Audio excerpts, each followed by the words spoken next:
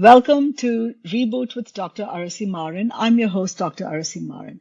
I'm an interventional cardiologist, but who feels my work lies beyond the cath lab. And here I am with an initiative to bring you evidence-based science and things which I think may be important and I have learned through experience that are important. So I have a very esteemed guest today, Dr. Aseem Desai. He is a Stanford trained cardiologist and a heart rhythm specialist with more than 22 decades of experience treating patients with irregular heartbeats. He uses catheter ablation, implantable devices, and robotic systems to treat the abnormal rhythms. He is also an author, published author, I may say, Restart Your Heart, which is a playbook for thriving with atrial fibrillation. And he also has an upcoming book called The Pulse, Harness Your Heartbeat to Relieve Stress, Improve Focus, and Strengthen Relationships.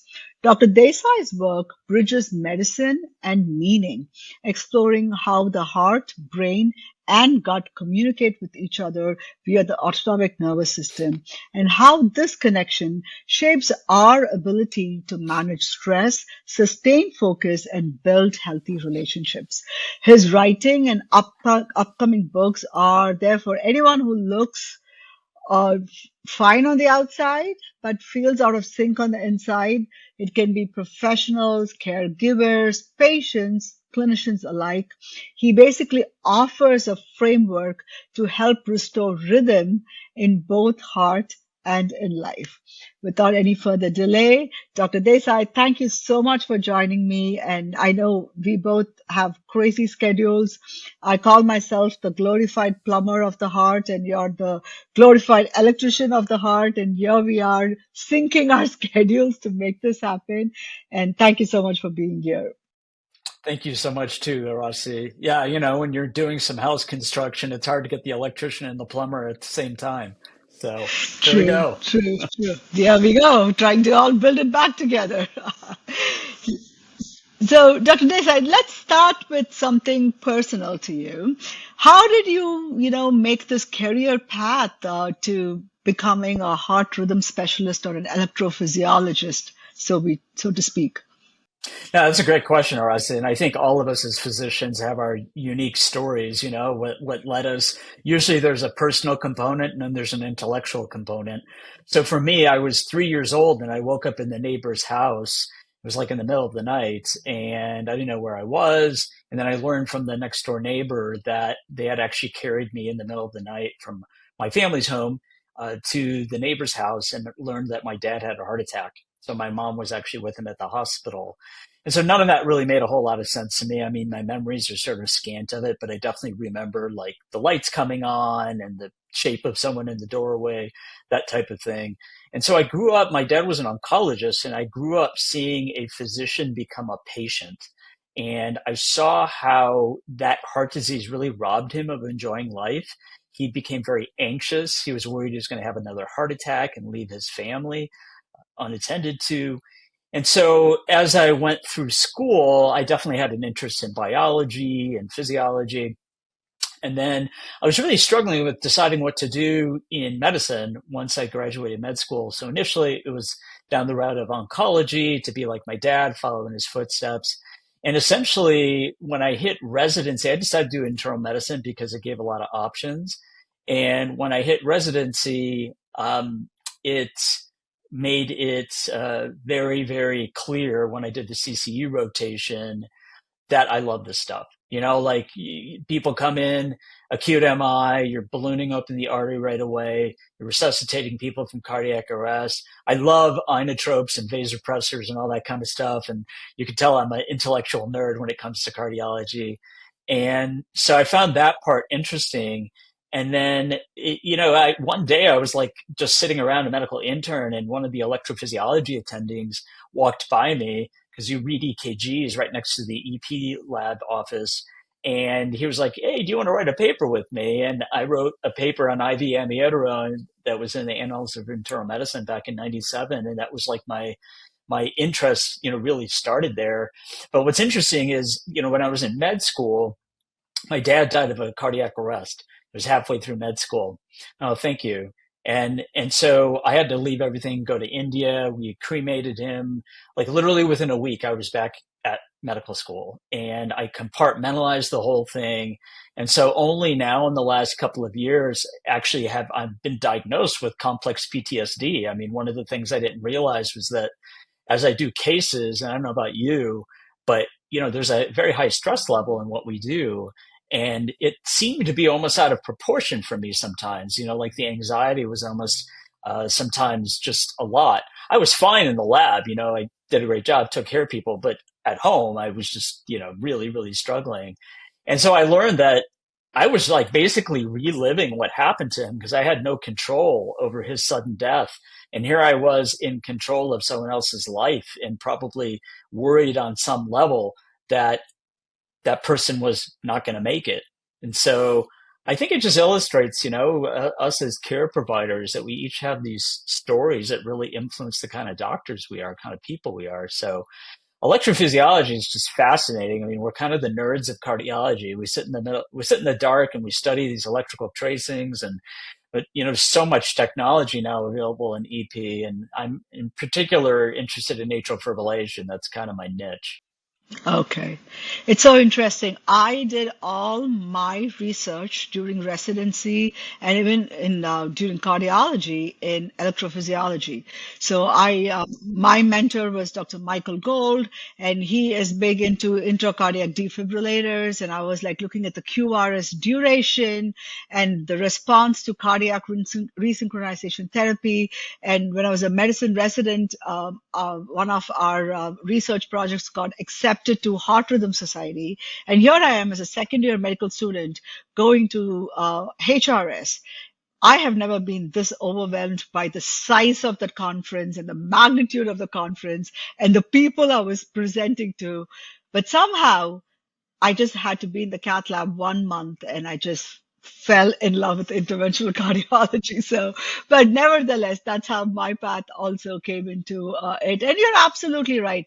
I lost my dad when I was 27 years old, and we never, thank you, but we never process it, right? We just back, boom, boom, boom, running, running, running, running. And I think maybe, I don't know, 3 or 4 years ago, I was like, God, why is that sensation so raw in my brain that it feels like he just died yesterday? And why am I so tearful when we talk about it? And I had to, dissect it and process it. It tells you how little time we give ourselves for such major events in our life, and we just keep running this race for no good reason, honestly. Yeah. No, I think that that's a great story too. Yeah, yeah. So, let's come back to the podcast. So here we are. We're going to talk about a very common complaint. You hear it all the time. I hear it all the time. Palpitations. And most of the time, oh, I have palpitations. Like, almost every cardiac patient or a non-cardiac patient talks about that. And no one seems to, they don't, patients or people don't seem to know the difference between this is really abnormal versus, oh, this is just, I'm just feeling my heartbeat, etc. When is it benign? When is it abnormal? Can you help the audience dissect between the two? Yeah, those are great questions. So palpitations can describe a whole host of different kinds of qualities of the pulse. So some people feel it as a bounding sensation, a pounding sensation. Some people feel it, like, for example, with premature beats, a flip-flop sensation in their chest, almost like they're going down a roller coaster. Some people have a very rapid pulse rate that you would see in a rhythm like supraventricular tachycardia. So the quality of the palpitations matter, and the context. And so, if you're exercising and you feel your heart racing afterwards and it's not coming down, that's probably because you are deconditioned physically. You're not having good heart rate recovery. Or say, for example, you just got into an argument with a coworker or a family member and you feel your heart racing and you feel your heart pounding. Well, that's a sympathetic nervous system in action, a stress response that's causing your heart rate to go up. And our bodies, it's all for survival because the cardiac output or the pump function of the heart, is really a function of heart rate and stroke volume. And heart rate going up is one of our key ways that we respond to physical, mental, psychological stress.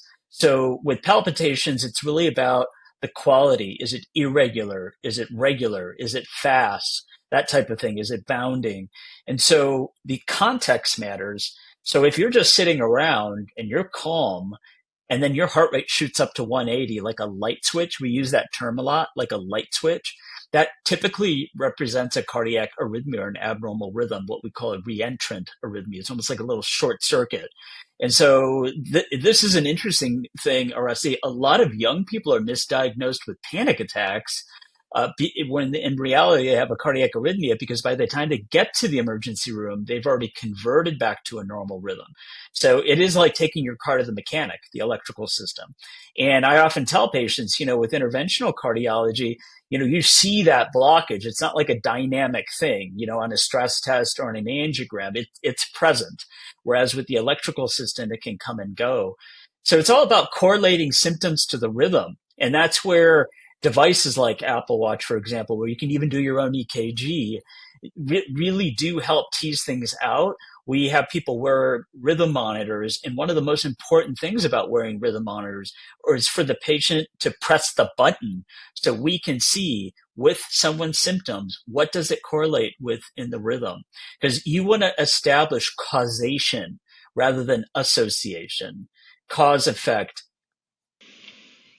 So, you talked about the quality, the context of it, but I think the quantity also matters, right? Because sometimes I'm like, oh yeah, I felt my heartbeat, and I was like, oh, when was that? 6 months ago, and I'm like, has anything happened in the past 6 months? And they'll be like, no. Then I'm like, it's okay, and you know, for a certain amount, our heart or our bodies are not perfect all the time, right? So when does you say, oh, this is too much? Or can you even quantify it like that? Yeah, I mean, I think you have to think about when the heart's rhythm is off and it drops blood pressure and it drops cardiac output. You have symptoms, shortness of breath, chest pain, dizziness. You feel like you're going to faint. So the red flag warnings are syncope or fainting, like especially abrupt onset where it comes out of nowhere. The presence or absence of structural heart disease, that's a big risk stratifier for us. And so what I mean by that is, does the patient have a history of valvular heart disease, coronary artery disease? Have they had a prior heart attack? Do they have congestive heart failure? That puts a person in a much higher risk category for pathology when they have palpitations. The sort of interesting thing about sudden death from ventricular arrhythmias is that you have no symptoms. You just go down. You just have a cardiac arrest often. Whereas, when you're looking at pulse rate and quantity, as you asked, the typical pulse rate varies. I mean, that's one of the challenges, that it's so individually based. So people ask, well, what should my heart rate be?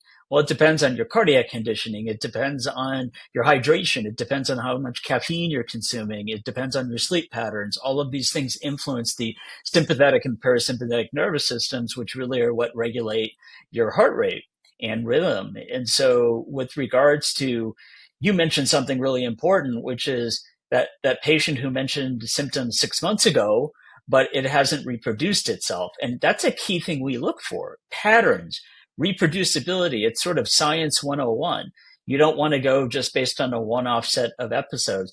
Although, if it is a red flag, the red flag in electrophysiology is fainting with trauma. And that goes for slow heart rates, bradyarrhythmias too, drop attacks, no warning, you hit your head. Like that is either a seizure or it's a cardiac arrhythmia until proven otherwise. I had a patient who would say he was a caregiver. So he would say he would crawl under the bed to pick up something.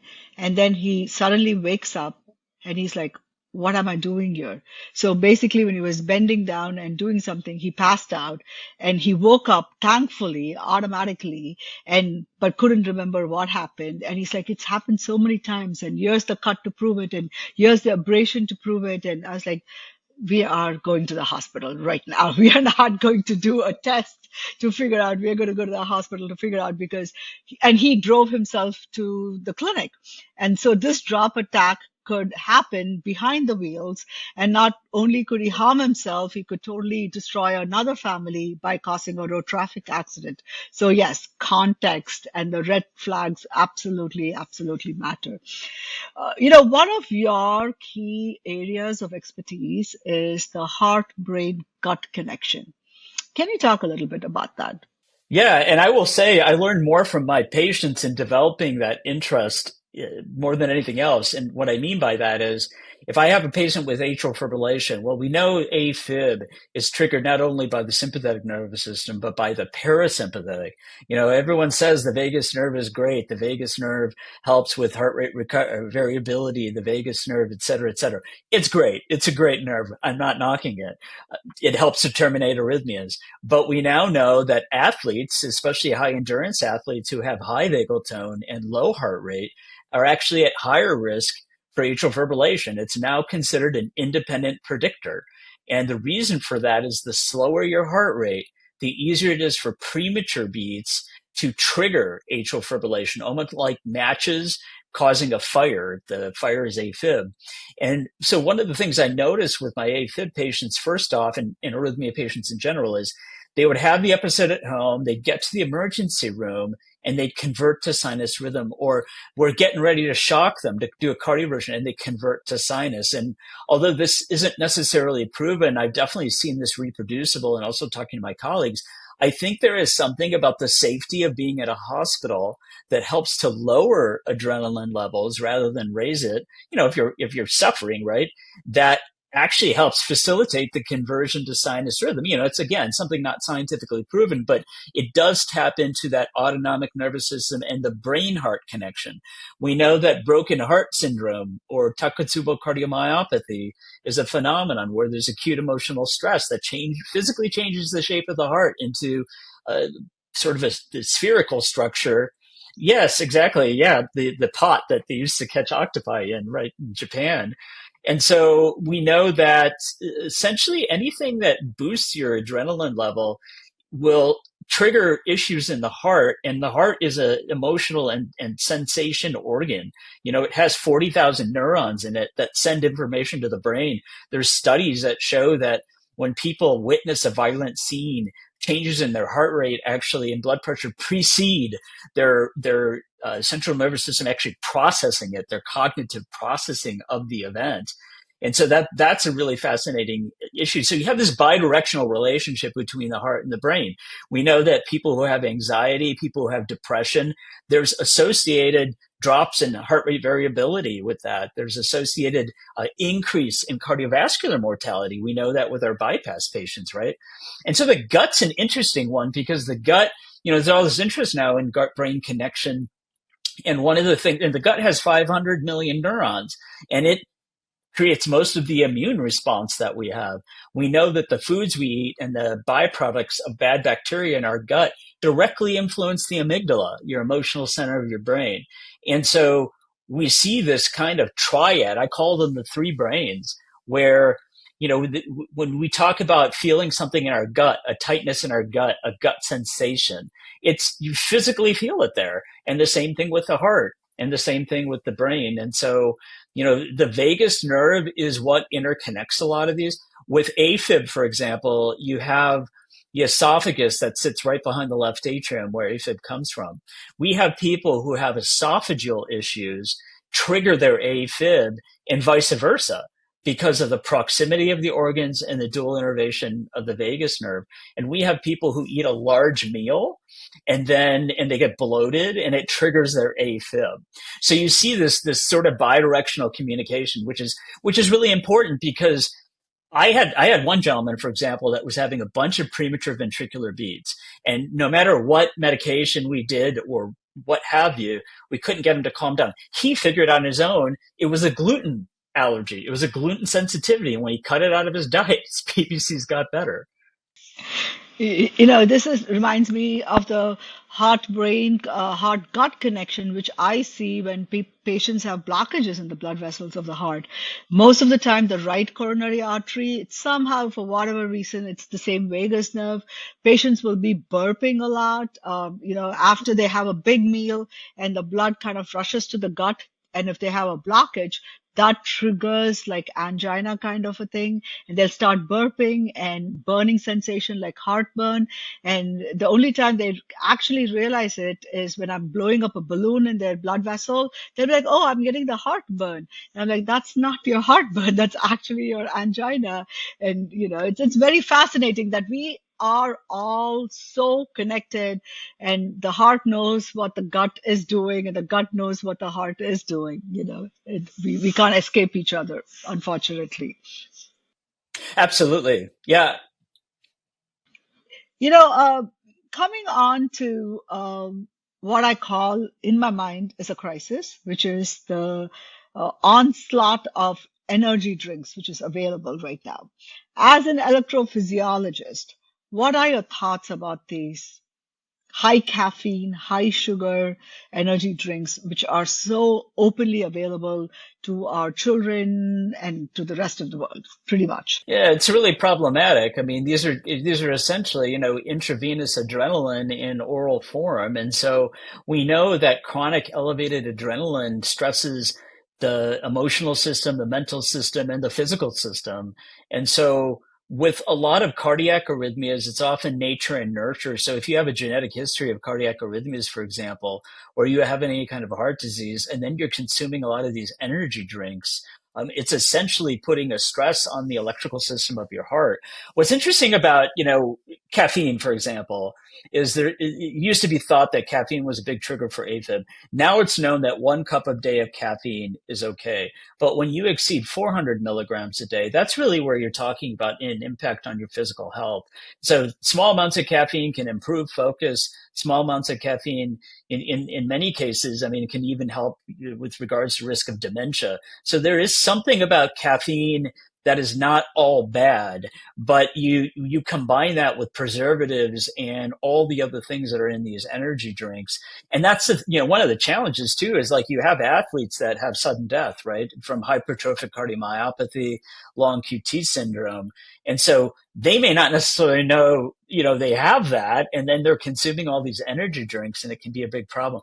The other thing is that the electrical system, the cardiovascular system, autonomic nervous system, it doesn't like surprises. So that's why aerobic exercise is great, right? Because your heart rate ramps up and it comes down, and you have this interplay between vasodilation, et cetera. And with energy drinks, you're having this abrupt increase in adrenaline, an abrupt drop. It's like a surge. And that's a shock to the system, not just the heart, but overall to the mind and body. So, a lot of the times the so-called pre-workout drinks are basically super caffeinated. And I find it extremely disturbing to consume a large amount of caffeine and immediately go run or lift heavy weights, etc., where that itself by itself is going to cause attack increase in heart rate because you're exercising. So it's like you are adding a second layer of stressor when you're stressing the heart. And now there's been these increased in the media, at least, increased awareness or increased reports of people having sudden cardiac death in the gym when they're working out and etc. What do you think about that correlation? Are we just seeing more of it because of social media, or is there something else happening with all this change in behavior? No, I think that's a great question. I mean, obviously, awareness has increased tremendously for not just cardiac issues, but cancer issues. That awareness happens because of technology. That awareness happens because you're able to spread information much faster. You mentioned something that's really problematic, which is social media, that there's a lot of these social media influencers who have no medical background that are sending these messages out to people, and people are often going to social media or chat GPT more than they're going to their own physicians. I think that the awareness, for example, of like hypertrophic cardiomyopathy, lung QT, these various conditions that cause sudden death in athletes. The part of the increased awareness for that is like echo screening, on athletes, for example, to look for some of these issues. So I think that we are seeing some of what is perceived as an increased amount, mainly because we're picking this stuff up more, right? I think though that with how how many toxins in it are we encounter every day, whether they're digital toxins or whether they're environmental toxins or food-based toxins. all of those things definitely are contributing to overall risk. You think of like risk of sudden death or arrhythmias, you think of like a threshold, and you hit that threshold, and that's where you get the arrhythmia. Everyone thinks AFib, oh my gosh, I just had AFib. It came out of nowhere. No, it came because of years of obesity, years of sleep apnea, years of diabetes, years of uncontrolled blood pressure, years of drinking alcohol. Those things add up over time, all of those risks. It's no different than atherosclerosis. I mean, the acute MI didn't happen out of nowhere. I mean, it happens in a silent level. And so I think you're right. I think, with caffeine, for example, and we can talk about alcohol too, but with caffeine, it's the trigger, it's the match. I mean, that's really what it is, that if you're already in a dysregulated state, whether it's emotionally, mentally, or physically, the caffeine is just going to lower that threshold to trigger abnormal rhythms, both ventricular and atrial. With regards to alcohol, to pivot for a second, we can come back to caffeine if you'd like. Alcohol is really problematic for the cardiac conduction system. Yet we used to think holiday heart, large amounts of alcohol triggered AFib. Now we know that even moderate consumption of alcohol is associated with independent risk of AFib. There was a large study out of the UK, like 40,000 people, no history of AFib, and moderate amount of alcohol intake was associated with an increased risk. University of California, San Francisco did a study where they did EP study during ablation for AFib, and they infused a microdose of intravenous ethanol, and they put a catheter in the left atrium, and there was shortening of the effective refractory period, the ERP. That's essentially a measure of how easy it is to induce AFib, to trigger AFib. So, alcohol, multiple levels, it activates the sympathetic nervous system. It causes you to be dehydrated and get electrolyte imbalance, and it has a direct toxic effect, not just on the electrical system, but on the cardiac muscle itself, right? So caffeine and alcohol both are dehydrate you and contribute to electrolyte imbalance, which act as arrhythmia triggers as well. So that comes to a question which I'm sure you have heard very frequently and I've heard very frequently. What is the safest amount of alcohol to have? Well, I am not popular amongst my patients. This is the way I phrase it to them. I'm like, if you don't want another AFib ablation, okay, if you want to avoid another one, we got to treat the risk factors and stop drinking alcohol. I can't tell you how many people who have been free of AFib after an ablation for like years, and they have one drink at someone's wedding, and it puts them into AFib. I kid you not. We see it over and over again. So my advice, I mean, we know alcohol is associated with dementia. I mean, and the thing is that yeah, exactly. So much of it's mental. I mean, it's the best way to drop a few pounds. I mean, if nothing else, if you're trying to lose weight, get rid of the empty calories. It's alcohol. I think one of the challenges is people are in social circles where everyone is drinking alcohol, and there's a pressure. Not necessarily, mean kind of pressure, but, people are like, oh, have a glass of wine with me, and it relaxes you. This is where I think it's really important to pay attention to your body, like intuitive eating. Just do an experiment. Don't get down on yourself for drinking alcohol. The most important thing with habit change is like not to beat yourself up about it. It's to develop awareness. So next time you have that glass of wine, notice, how do you feel when you first drink the glass? How do you feel when you're done with it? And then track your sleep on your wearable if you have one. You'll start to notice these cause effect associations, and you'll begin to say, you know what? Like, I don't feel good. And so for me, I loved wine. And for years, I enjoyed the occasional glass of wine. Then I realized, my gosh, it was really impacting my sleep. I felt terrible the next day. And, I think people, when they, that's why you have like dry months out of the year, that I think it's worth, there's a great book called The Naked Mind, and it's all about the sort of impact on the brain's physiology and how alcohol creates, an addiction even at a micro level. Like you don't have to have addictive disorder. There's a level of addiction and tolerance that develops, and it is so subtle, but you just need to play tricks with your mind. You need to replace that glass of alcohol, even take a wine glass and put seltzer water in it. These little things, and the non-alcoholic wines have gotten a lot better. Non-alcoholic beers are actually quite good. So, it's a challenge, but I tell my patients, don't drink. Yeah, I mean, you know, but I very importantly, you know, I always caution it by saying, look, there's no judgment here. Like, this is your choice. I am here as your advisor. And I tell them my own story. I used to love it. I'm just like you. I used to love it. But then I noticed I didn't feel as well. I noticed that, you know, you're not thinking as clearly and you don't remember as much because it's impacting your cognitive function, you know? I think for me, for more, I mean, yes, all of the above, but it's a cognitive decline, which kind of, I feel, gets accelerated the more you drink. And I'm not who I am when I was in my 20s and 30s. And as I'm entering my 50s, I'm like, brain is the most valuable, my cognition is the most valuable tool I have, and I'm not going to do anything to risk that. And I think it's always, why do you want to do this? Like, if your why is not important enough, then you're not going to stick to any habit, right? When I entered my 40s, the fear of diabetes came into me, and that was my why. So that led to weight loss, getting into shape, exercising, giving up my favorite addiction, chocolates, things like that. So now, as I'm entering into my 50s, cognition, I do not want to have mild cognitive impairment, and that's my why. So I think figuring out why do you have to change is, and making sure that is important enough and that's big enough, and that can help you change your behavior. I think that's a great point because, you know, as humans, like we sort of have a binary approach to everything in life, which is pleasure versus pain, reward versus threat, you know, safety versus threat.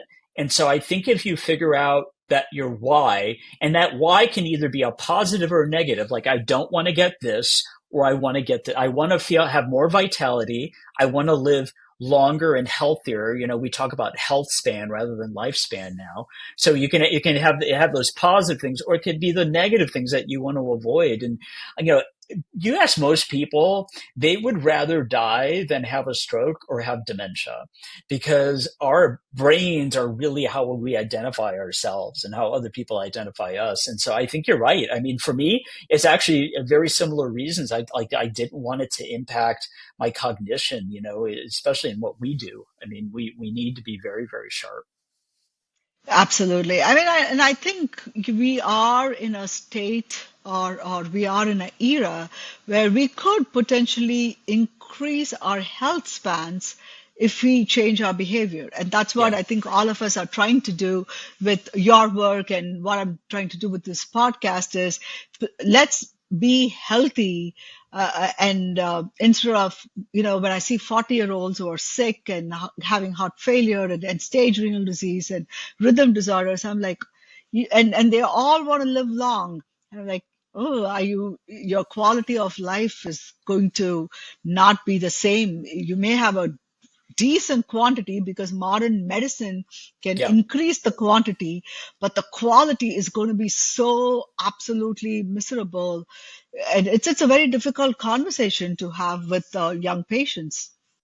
It is. And I think one of the challenges is that there's so much stuff that happens in our body at this, you know, sort of microscopic level that we can't see. If people actually saw like their brain tissue after a drink of alcohol and what was happening, you know, that'd be a whole different story. Like with functional MRI scans, now we have a much better appreciation of different mood states. We have a much better appreciation of what's happening in the brain with different interventions.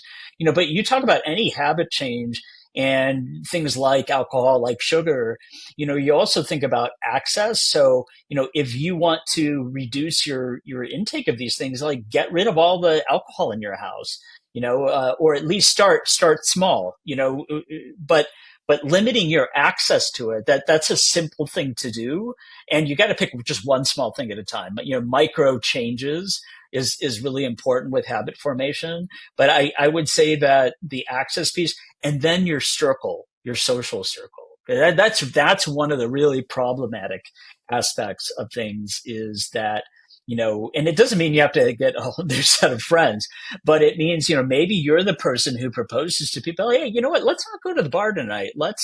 let's do something alternative. Let's go to Dave and Buster's or let's go to a batting cage and A like, bowling it's, alley or yeah, pickleball or exactly, whatever. exactly. Yeah. Yeah. You know, I want to kind of now move into I mean, it's a very popular topic actually, wearables. I wear one. I'm sure you have your favorite wearable technology, whether it's Apple Watches, Fitbit, Whoop, Aura Ring, Garmin. I mean, I kind of feel like almost everybody is attached to a wearable in some form. Even otherwise, they track their steps on their cell phones, right? Uh, this has led to maybe a couple of problems. They are obsessing over what's happening with their heart rates. And they're like, oh my God, my heart rate was in the 130s and I was just sleeping at that time, or I was just watching TV at that time. Something is wrong. And it's kind of led to a little bit of anxiety. And it's also led to, oh, I was feeling dizzy, like the red flags, correlation with the red flags and some association. How do we what is the message you want to tell this world where everyone is wearing a wearable? How do they manage it efficiently and how do they use the data sensibly? Yeah, I think it's a little bit like social media consumption. Maybe pick one day out of the week where you're reviewing the data. Maybe don't necessarily like look at it every day because that alone is anxiety provoking. And then, if you even feel the hint of palpitations, then you're going to be thinking, and you look at the numbers, you're going to be thinking, oh my gosh, I'm having these spikes in the middle of the night. This is probably AFib. And sometimes it is. I mean, I'm not saying it isn't. We have seen these watches save people. We have seen these watches, pick up. Someone got an Apple Watch for Christmas, and as soon as he did the EKG recording, he was an AFib. So, I mean, they definitely do help, but it's all about context. Again, it gets back to okay. Someone brings in these reports and they're like, hey, I see my pulse doing all sorts of things. Well, then you start probing and you're like, okay, well, tell me what's going on in your diet. Tell me what's going on with your hydration, your caffeine, your stress level, your sleep patterns, because oftentimes it comes down to a lifestyle piece that's driving, the pulse is a measure of what's happening inside. It's a metric. It's our first metric. That's why, we many of us in medicine know this book, The House of God, where one of the rules of the House of God is when you arrive at a code, take your own pulse first. The pulse is a measure. It's a metric of the state of what's happening in your body. And so don't look at numbers, look at trends. That's the case for heart rate variability, for example. The heart rate variability, people often ask, well, You have to explain heart rate variability. yeah, I have tried to explain it to my own I husband, and will. he's like, I don't understand. So please explain what is heart rate variability. Absolutely. So heart rate variability, it's the beat to beat variation in heart rate. And so when I say beat to beat, I literally mean each heartbeat. So 60 beats a minute is not a metronome in music of 60 beats a minute where there's equal time intervals between notes. It's 60 beats a minute with, and I'm talking about milliseconds. So not seconds, but a thousandth of a second. So like 10 milliseconds, that's where you see that MS on heart rate variability on your wearable. It's literally like such a small up and down. And so what it represents is the balance of your autonomic nervous system. In particular, it's really influenced by the parasympathetic nervous system through the vagus nerve, more so than the sympathetic nervous system. So when you see a drop in heart rate variability, when you see a low heart rate variability, that usually corresponds to a faster heart rate because the faster your heart rate is, the less variability there is. The slower your heart rate, the more variability there is. The slower your heart rate, the more active your parasympathetic nervous system is. The faster your heart rate, the less active your parasympathetic nervous system is, and the more active your sympathetic nervous system is. So HRV is one of those things that it's great, right? Because it's a numerical value and it's something that can be tracked. But you have to think about in the context of like, say, for example, you're looking at HRV and you're looking at like your sleep score, and say you don't feel good. So one thing that's really helpful is you could look at your HRV in the morning and try to tie it to how you feel that day. So then if you notice, okay, well, there's days that my HRV is higher and I feel better. Don't focus on like Googling what's a good HRV. Focus on the trends that you're seeing yourself, because it's very individually based. That's one of the challenges with wearables. The other thing is all the algorithms are different between these different companies. And so heart rate variability was really born out of Holter monitors and heart rhythm monitors and physiology labs, where we had much more accurate ability to measure these slight variations in heart rate. So, it's also borrowed out of the sports literature. So HRV traditionally was more of a measure of physical conditioning, physical resilience. There is data now on how your emotional state and your mental state actually impact heart rate variability. There's been several studies on various conditions such as depression, anxiety, even bipolar disorder, various psychiatric conditions, and how you have lower HRV with that. So less variation typically is a faster heart rate, usually means your parasympathetic is withdrawn and your sympathetic is overactive. In electrophysiology, we have very interesting information on how we incorporate HRV. So our implantable devices, our heart failure devices, the cardiac resynchronization devices, our implantable defibrillators, even our pacemakers, actually report HRV. And that is at a very accurate level, because you have a lead sitting in the heart. So it's measuring beat to beat at a very accurate level. And so what we've learned is that a drop in the HRV predicts a heart failure hospitalization, because again, you have parasympathetic withdrawal, sympathetic overactivation. And so when you go on a beta blocker for congestive heart failure, you can still interpret HRV, because the HRV is largely impacted by parasympathetic activity, not sympathetic. And the beta blockers impact the adrenergic receptors of the heart, the input that the sympathetic nervous system has. So you can still follow it, but the risk of sudden death and cardiac arrhythmias, a drop in the HRV correlates with that. So we have to just remember where the HRV data came from, because now, many of these companies likely found this literature, and then now it's a marketing tool. And so we have to just be very careful about. Now, the other interesting thing is atrial fibrillation is a chaotic arrhythmia. You want to talk about heart rate variability, it's all over the map.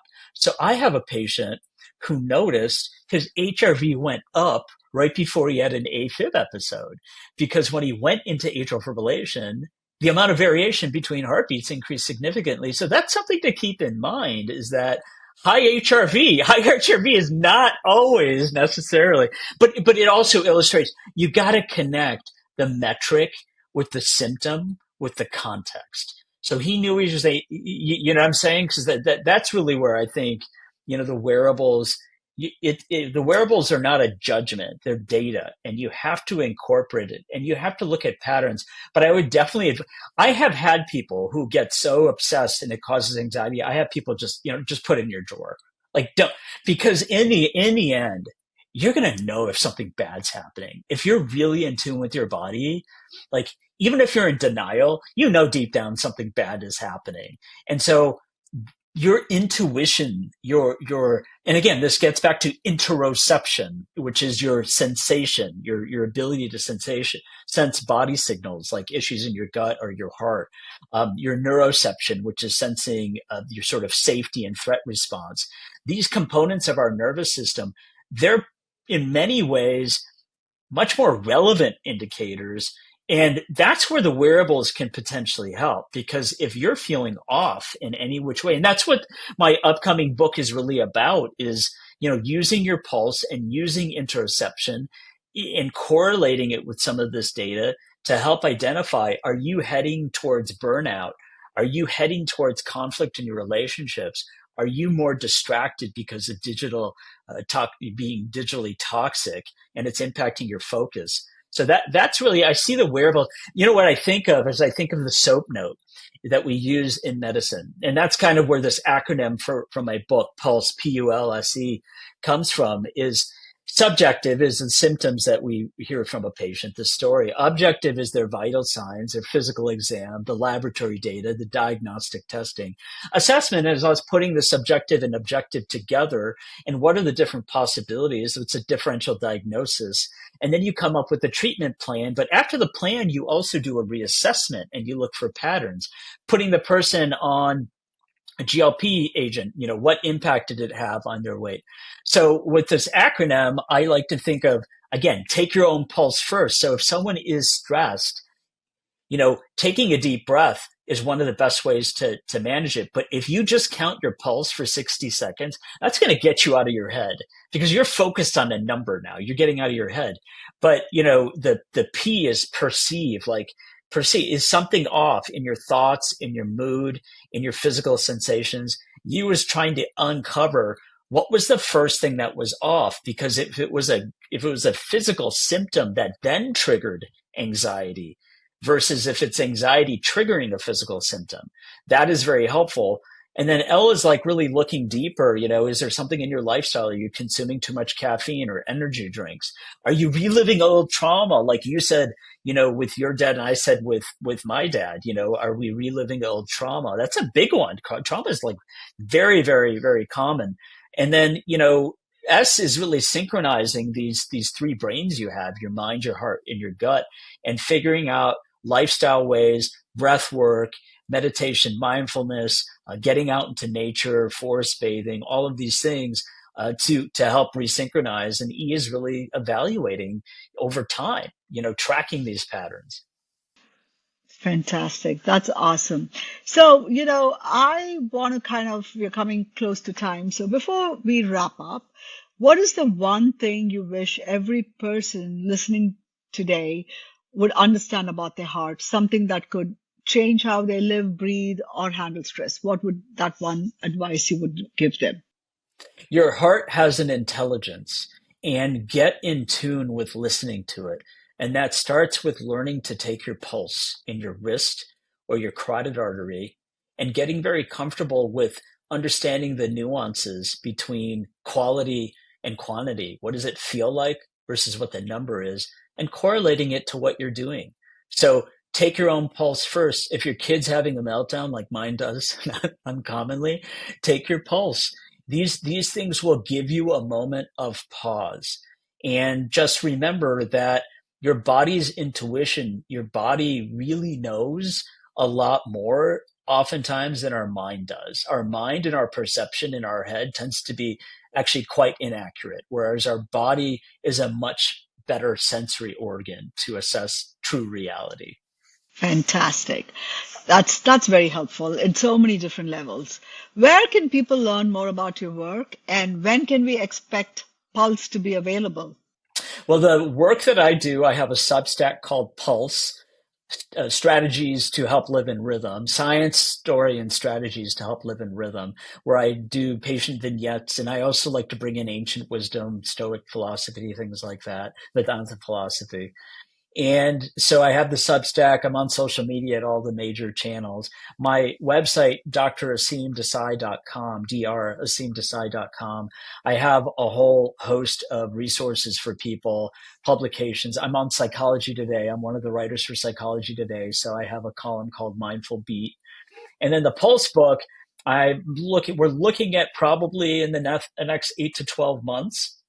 So we're in the process of sort of finalizing, some of the way the book is structured, but it's really meant to be a playbook, but it's meant to be a playbook. There's so many books out there about mindfulness and thought reframing and your breath work, but I'm really looking at the heart, in terms of it being not just, it's not just a physical organ, it's an emotional organ, and using the pulse. The pulse is the simplest metric you can do. I mean, you literally put your fingers on your wrist and you have it right there.